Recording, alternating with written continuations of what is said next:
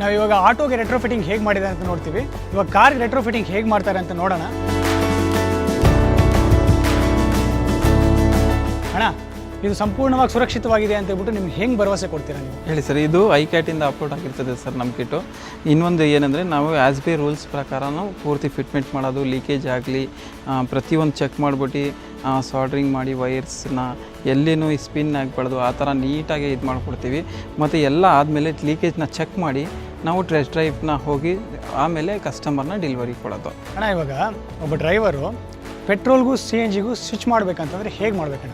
As simple, just ಒಂದು ಬಂದು switch ಐತೆ, just push button petrol, push button CNG. ಅವಾಗ ರನ್ನಿಂಗಲ್ಲೇ ಮಾಡ್ಬೋದು? ರನ್ನಿಂಗ್ನಲ್ಲಿನೇ. ನೀವು ಏನು ಗಾಡಿ ನಿಲ್ಲಿಸ್ಬಿಟ್ಟು ಸೈಡ್ನಲ್ಲಿ ಹಾಕಬೇಕು ಅಂತ ಏನಿಲ್ಲ.